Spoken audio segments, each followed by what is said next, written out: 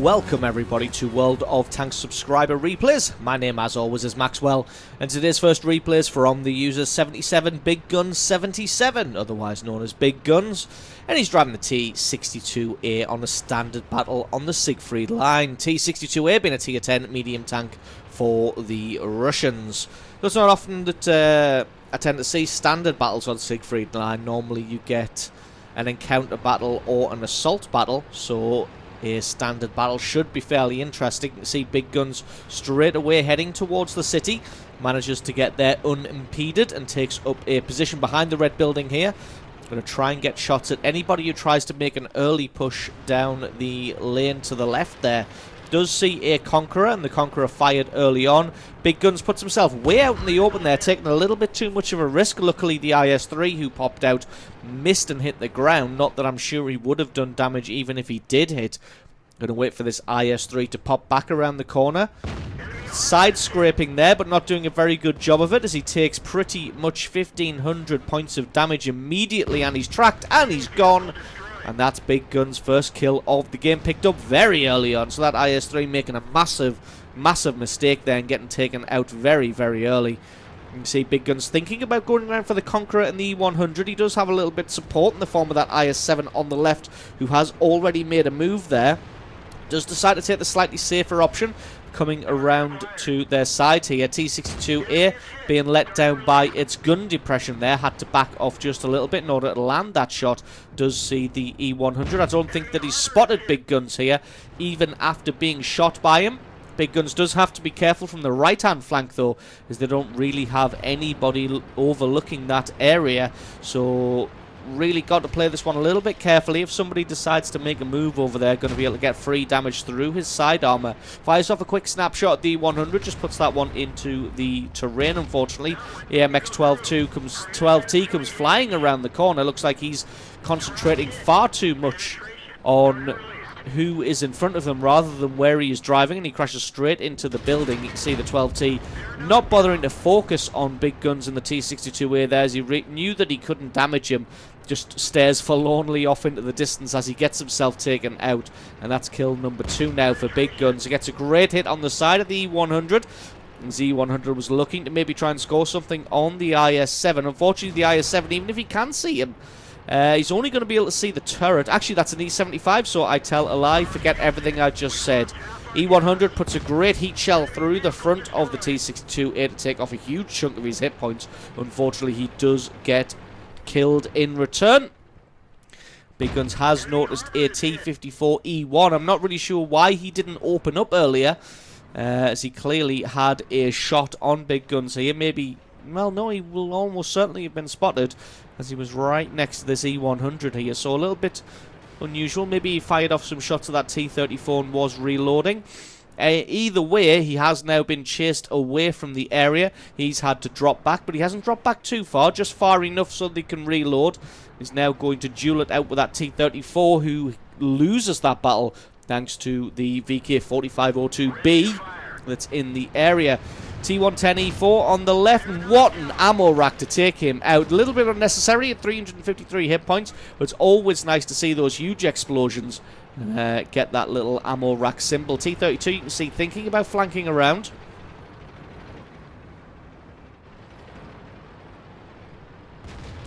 So Big Guns just moving away from that flank just a little bit. Allows his T-34 to take some of the flak. And here comes the VK4502B, and just remember that this isn't the buffed version of the VK4502. This is still patch 9.2, I think it is. So this is the unbuffed version. Even if it was the buffed version, though, to be honest, you can see that the VK4502 is presenting all of his side armor here, and Big Guns is just able to put shot after shot through his drive wheel. Apart from that last one, do damage to him and track him every single time. T-32 pops himself out, thinks he's going to have a go. Unfortunately, doesn't quite get any damage onto Big Guns, as he's got this very, very fast reload as well. I don't think the T-32 realizes how quick this reload is, and Big Guns just plants one straight through his front armor. Even if this VK decides to, or is able to untrack himself, you can see that the reload speed of the T-62A allows him to take that out. Now he's got to try and take on the T-54E1 and this T-32. T-32 comes charging around the corner. Not far enough, though, as he only gets a shot on the heavily angled side armour. Now Big Guns is going to focus on this T-54E1. Gets his track taken out, but he's in a great position, so doesn't have to use the repair kit on that one. Just got to patiently wait this one out, and he should be able to get some damage on this T-32. Fires a little bit prematurely there. Plants one into the side, angles himself up so that this T-32 is not going to be able to damage him. And as you can see, the very, very fast reload of the T-62A coming into effect here. Fires 3 shots before the T-32 could even return one single shot, and he takes him out for his Top Gun medal. Very quickly takes out the Conqueror as well. And could this be the world's quickest? It is indeed the fastest I've seen Top Gun to Radley Walters medal. Probably about 12 seconds there between picking up the Top Gun medal and the Radley Walters medal. So absolutely excellent play there. 8 kills so far. And now he's got the full side armour of an E-75. Doesn't want to risk anything here, so just pops himself behind the wall. Make sure that the E-75 is looking in a different direction, and that is his kill number 9. Allied team not doing particularly well now, though, losing at the moment 9 kills to 12, even though Big Guns has killed every single person on the enemy team so far. Not a single person on his team has a kill. Lovely snapshot to be able to take out the Waffenträger Panzer IV there. Thought that one was going to miss. Luckily, though, a little bit of server lag meant that his reticule was very slightly behind. He was able to take him out. Finds a Centurion 1. Luckily, Centurion 1 isn't on full hit points. Did miss his first shot there. Just going to advance and use the pillbox as cover as he does so. Going to try and lure this Centurion 1 into firing at his side armor, which indeed he does, and doesn't do any damage. Able to take out his track, and then somebody's able to shoot the Centurion 1 in the side armor, and that allows Big Guns to take him out and get kill number 11. Finally, somebody on the Allied team has done some damage and gotten a kill on somebody. Going to try and charge down this KV-4 now. Unfortunately, the T-95 just takes him out before he's able to get him, and that would have been kill number 12, as it is only gotten himself 11 kills. What can you say when you're saying the word only and 11 kills in the same sentence?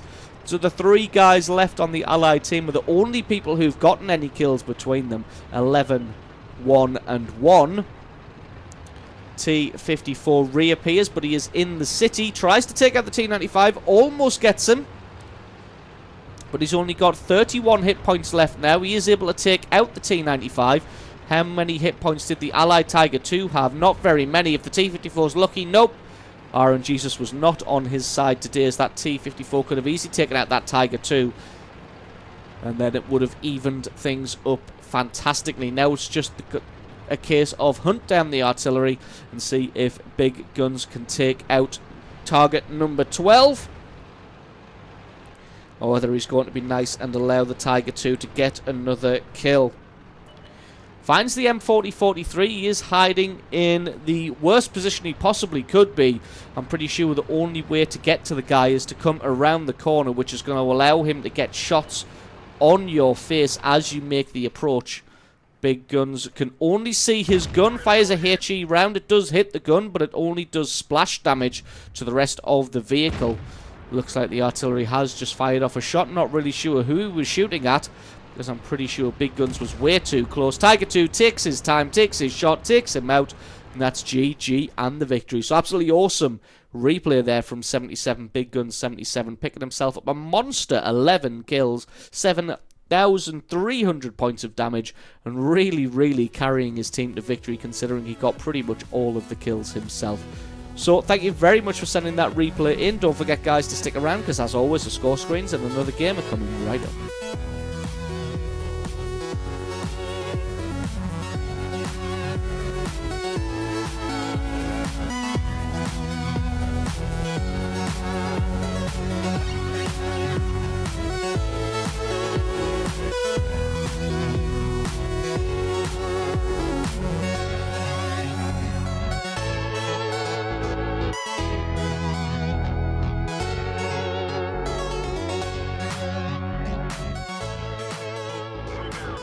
And our second replay today is from the user Heat Spammer. That is Heat Spammer, and he's driving the Obj.416 on a standard battle on the swamp. Object.416 is a T-8 medium tank for the Russians. It's the one affectionately nicknamed the Frying Pan, just thanks to the rear-mounted turret. Large turret and gun makes the top end of it look a little bit like an upside-down frying pan. So this thing can be a little bit difficult to get the hang of, especially with it not having a 360-degree arc of rotation on the turret. Looks like it's got about 160 degrees of rotation there. I may be wrong. Spots out what is that? A T-43 early on. Has a quick shot, but not quite able to land anything thanks to the fact that it drops back into the fog of war at the crucial moment. Heat Spammer's not quite able to get anything on him. Still in a good commanding position in the center of the map. Able to spot out a lot of people moving up early. E25 gets himself eliminated early on. Not sure why he decided to put himself so far up the map. Really should have been positioned a little bit further back. Just having a speculative shot there, just in case he can hit somebody. Looks like he's going to have to wait for someone to crest the hill on the other side. Indeed, he can now see the 1375, takes his shot and takes him out. And that's a nice early kill for Heat Spammer. Just going to put himself back around the front here, see who he can find. Finds the VK3601H. That thing used to be a very, very nice Tier 6 medium tank until it got bumped up to Tier 7. And Heat Spammer's able to take him out and pick up a very quick kill, number 2. So didn't get spotted out there during that little exchange, so you can rest assured that this is probably going to be quite a safe spot to sit in. Just going to sit here and spot anybody else who tries to make a move across the center of the map. Just got to be aware of, just got to be map aware for the next couple of minutes about what's happening in the southern part of the map. You can see quite a lot of enemy forces pushing on that flank there. Does see the enemy E25 and thinking about maybe turning around to get a shot on him. But the E25, I think, thinks better of it. Here we go. He now decides to make his move, and Heat Spammer has to fall back in an effort to try and get his gun on target with his lack of 360-degree rotation. Not quite able to land a shot. Hopefully this E25 keeps on moving. Has a shot just in case, but it looks like he's been foiled a little bit there. Going forwards and backwards in an effort to try and get a shot, and being foiled at the last moment. Not quite able to land anything on him. See the E25 probably trying to link up with the forces in the south there. Gets a good lineup on the T-32 to get a great shot onto him. Puts himself away behind cover just while he reloads. Didn't get spotted out there, so knows he can just fire with impunity at this T-32. As you can see, he was trying to line up to try and take out his track. Unfortunately, not quite landing on the track there, but he was able to land 2 good shots on him anyway. Now sees the enemy STA-1. Going to try and get a shot on him. Indeed he can. And then he's able to get himself back into cover. Almost certainly been spotted out here. Going to wait till he's... Not till his camo kicks back in, but until the STA-1 decides to go somewhere else. Try to get a shot on him, but he had put himself behind cover. Was there... Nope, I thought I saw somebody sneaking around Heat Spammer's right-hand side there, but instead, looks like he's found the artillery. Going to take his time aiming this one out. Lands a shot, takes him out, and that's kill number 3. So the game fairly even at the moment. The enemy team is winning 9-7, but 2 kills this late on doesn't really make that much difference. Finds an SU-100Y. I'm going to try and land a shot on him. Thought he was going to continue reversing, but the SU-100Y just confounds Heat Spammer there by continuing to drive forwards. Not quite able to land that shot as only the very top of the hull is visible. Can he land this next one? Indeed he can, and the SU-100Y has to know that he's in trouble now.